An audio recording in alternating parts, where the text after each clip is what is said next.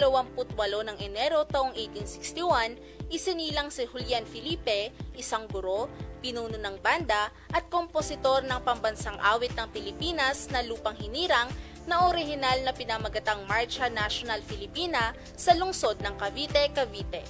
Mula sa kanyang ama, nakuha niya ang talento sa musika. Bata pa lamang, marunong na siyang tumugtog ng piano at organ. Siya ang naging organista sa simbahan ng San Pedro kung saan nahasa niya ang kanyang kakayahan bilang musikero at kompositor. Dahil sa kanyang natatanging ambag sa larangan ng musika, tumanggap si Felipe ng maraming pagkilala at parangal. Noong sumiklab ang revolusyon ng 1896, sumapi siya sa mga Caviteño sa paglaban sa mga Kastila. Pero nahuli siya at nakulong sa Fort San Felipe sa Cavite. At nang makalaya, sumali siya muli sa hukbo ni General Emilio Aguinaldo. Si Felipe ang inatasan ni Aguinaldo na lumikha ng isang makabayang awitin na magbibigay inspirasyon sa mga Pilipino upang ipagpatuloy ang laban. Ang kanyang komposisyon, Marcha Nacional Filipina, ay tinugtog ng banda ng San Francisco de Malabon habang itinataas ang watawat ng Pilipinas sa Deklarasyon ng Kalayaan noong 12 ng Hunyo taong 1898 sa bahay ni Aguinaldo sa Kawit, Cavite. Noong 5 ng Setyembre taong 1938, ginawang opisyal na pambansang awit ng Pilipinas ang komposisyon ni Felipe. Ang liriko nito ay mula sa tulang Espanyol na Filipinas na isinulat ni Jose Palma noong 1899. Marami pang kwento ng nakaraan na humubog sa kasalukuyan ang ating babalikan dito sa ANKN. Araw ngayon, kwento noon. Ayan naman pala, pero teka lang, nasa pa si Miss Bea? Asan siya?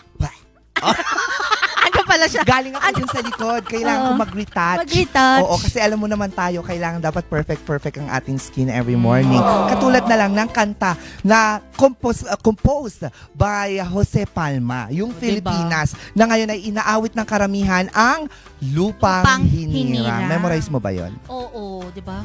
Memorize mo? Ayan. Sige na, dun ka na. Lumipat ka na dun. Tatayo actually tayo dito. Ang gulo-gulo natin, no? Oo nga. Oo, basta talaga umaga, magulo talaga ang morning balitaktakan. Pero okay lang yan dahil naniniwala tayo sa kasabihan na kapag hindi magulo, walang bata.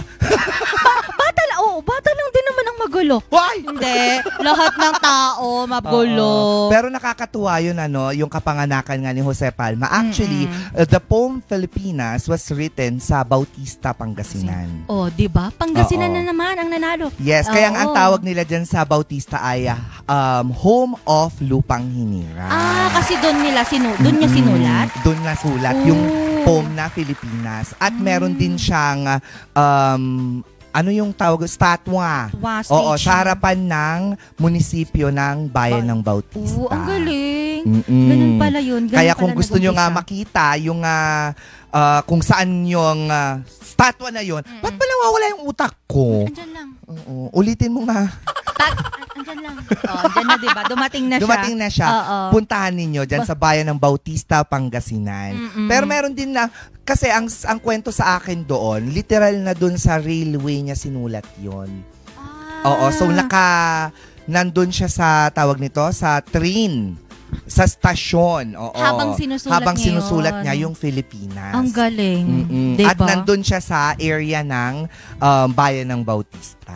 Diba? Yun naman pala ang background, ang history ng Hindi ko na nga lang alam kung saan siya pinanganak kasi wala ako dun nun eh. Ewan kung nasaan ako nun, nakikipagchismisan yata ako kay Gabriela sila. Silang? Hindi ba kay Tandang Sora? Hindi pala, sorry. Si Sir Mark yun. Si Sir Mark. Hello po.